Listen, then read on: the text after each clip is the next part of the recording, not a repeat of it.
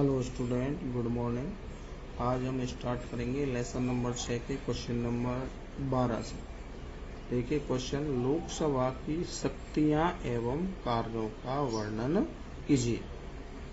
अथवा देखो दूसरे तरीके से भी पूछा जा सकता है, लोकसभा के अधिकार और कार्यों का वर्णन। बात एक ही है, अधिकार भी होते हैं जो शक्तियों का उपयोग कर सकते हैं, यानी वही अधिकार जिन्हें हम उपयोग कर सकते हैं तो वो क्या कहलाएंगे? शक्तियाँ।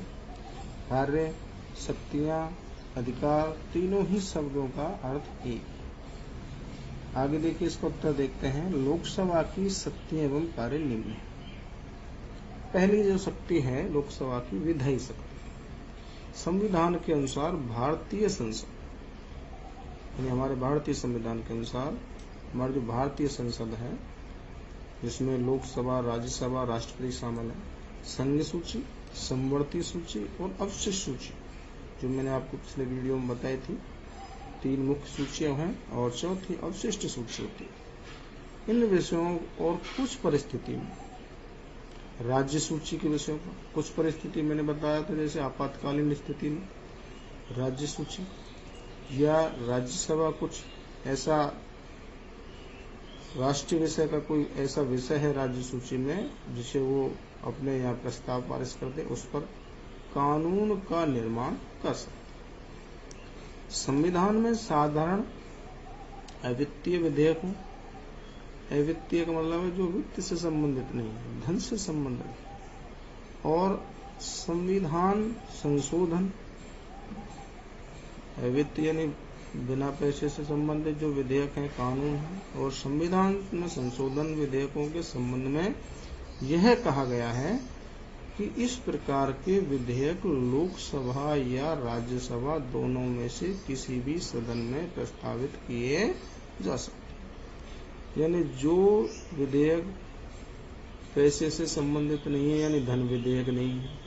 दूसरा, संविधान संशोधन से संबंधित कोई विधेयक है, कोई प्रस्ताव है, तो वो लोकसभा या राज्यसभा दोनों में किसी भी सदन में पहले प्रस्तावित किया जा सकता है, और दोनों सदनों से पारित होने पर, यानी दोनों सदन इसको क्या कर दें? पास कर दें, राष्ट्रपति के पास हस्ताक्षर के लिए भेजें। यानी दोनों सदन जब पास कर देंगे, लोकसभा और राज्यसभा, तो वह कानून या विधेयक राष्ट्रपति के पास जाएगा और राष्ट्रपति हस्ताक्षर करने के बाद ही वह लागू होगा। दूसरी जो शक्ति है वित्तीय शक्ति। भारतीय संविधान द्वारा वित्तीय क्षेत्रों के संबंध, यानी पैसे से संबंधित, धन से संबंधित क्षेत्र के संबंध में शक्ति लोकसभा को ही प्रदान की गई है। यानी धन से संबंधित जो शक्तियां हैं वो अधिक शक्ति किसके पास है? लोकसभा के। और इस संबंध में राज्यसभा की स्थिति बहुत गौण है, यानी नाम मात्र की इसके पास शक्ति है। किसके संबंध में? धन विधेयक के संबंध में, पैसे से संबंधित कोई विधेयक है उसके संबंध में। अनुच्छेद 109 के अनुसार, संविधान के कौन से अनुच्छेद?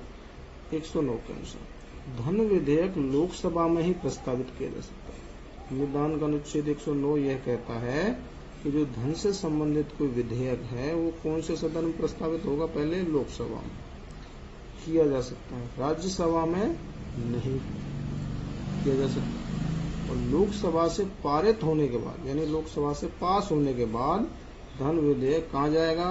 दूसरा सदन कौन सा? राज्यसभा। राज्यसभा में भेजा जाता है। और राज्यसभा के लिए यह आवश्यक है कि उसे धन विधेयक की प्राप्ति की तिथि, यानी जिस दिन उसको प्राप्त हुआ है, किसको? राज्यसभा को, उस तिथि से 14 दिन के अंदर विधेयक लोकसभा को लौटा देना होगा। यानी 14 दिन के अंदर लोकसभा को विधेयक वापस लौटाना होगा। राज्यसभा विधेयक में संशोधन के लिए सुझाव दे सकती है, यानी उस विधेयक को 14 दिन के अंदर तो लोकसभा को वापस लौटाना होगा। केवल राज्यसभा को यह अधिकार है कि वह विधेयक में संशोधन के लिए केवल सलाह दे सकती है, सुझाव दे सकती है। किसको? लोकसभा को। लेकिन उन्हें स्वीकार करना, जो सलाह है जो राज्यसभा देगी, उसे स्वीकार करना या न करना किसकी इच्छा पर निर्भर है? लोकसभा की इच्छा पर निर्भर करता है। कहने का अर्थ ये, धन विधेयक के संबंध में राज्यसभा को बिल्कुल गौण अधिकार है। गौण का मतलब बिल्कुल कम अधिकार है। लोकसभा अपने यहाँ उस विधेयक को पास कर देगी और राज्यसभा में जाने पर उसे 14 दिन के अंदर लोकसभा को वापस लौटाना होगा और उसमें वो केवल सलाह दे सकती है। सलाह को मानना या न मानना ये लोकसभा के ऊपर नहीं है। अगली जो कार्य ये शक्ति है तीसरी, कार्यपालिका पर नियंत्रण की शक्ति। भारतीय संविधान के द्वारा संसदात्मक व्यवस्था की स्थापना की गई है। हमारे देश में कोई सी व्यवस्था है? संसदात्मक, संसद यानी लोकसभा, राज्यसभा। अतः संविधान के अनुसार, हमारे भारतीय संविधान के अनुसार हमारे देश में कैसी कार्यपालिका है? संघीय कार्यपालिका, जिसको हम कहते हैं मंत्री परिषद, अर्थात क्या कहते हैं? मंत्री परिषद। ध्यान रखें, मंत्री परिषद। संसद यानी व्यवहार में लोकसभा के प्रति उत्तरदायी होती है। मंत्री परिषद किसके प्रति उत्तरदायी होती है? लोकसभा के प्रति। ये ध्यान रखें, राज्यसभा के प्रति नहीं होती है। मंत्री परिषद मंत्रियों का समूह होता है। तो मंत्री भी 3 प्रकार के होते हैं, कैबिनेट मंत्री, राज्य मंत्री और उप मंत्री। तो ये चीजें ध्यान रखनी है। मंत्री परिषद केवल उसी समय तक अपने पद पर रहता है जब तक कि उसे लोकसभा का क्या प्राप्त हो? विश्वास। लोकसभा में जब तक सरकार के पास बहुमत है तब तक ही मंत्री परिषद रह सकता है। ये विषय ध्यान रखने वाली बात। आगे ध्यान रखेंगे पॉइंट नंबर 4, संविधान संशोधन संबंधी शक्ति। लोकसभा के साथ मिलकर संविधान में संशोधन परिवर्तन का अधिकार भी किसके पास है? संसद के पास है। यानी राज्यसभा के पास। संविधान के अनुच्छेद 368 के अनुसार संविधान के अधिकांश भाग में संशोधन का कार्य अकेली संसद के द्वारा ही किया जाता है। अनुच्छेद 368 यह कहता है कि संविधान में अधिकांश जो संशोधन होते हैं वो किसके द्वारा किए जाते हैं? संसद के द्वारा। संसद का मतलब क्या है? लोकसभा और राज्यसभा। यानी लोकसभा राज्यसभा दोनों ही मिलकर प्रस्ताव पास करके और वो फिर राष्ट्रपति के हस्ताक्षर होते हैं, तब वो संशोधन होता है। 5वीं जो बात है, निर्वाचन मंडल के रूप में कार्य लोकसभा।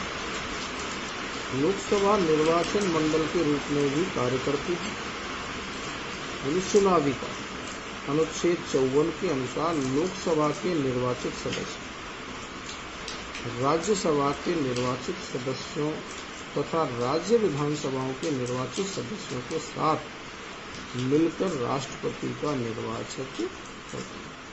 यानी राष्ट्रपति का जो निर्वाचन मंडल है वो अनुच्छेद 54 के अनुसार ये क्या करते हैं? देखिए, लोकसभा के निर्वाचित सदस्य यानी लोकसभा के MP, राज्यसभा के निर्वाचित सदस्य, निर्वाचित का मतलब है जनता के द्वारा जो चुने हुए हैं, राज्यसभा के राज्यों की विधानसभाओं के द्वारा चुने जाते हैं।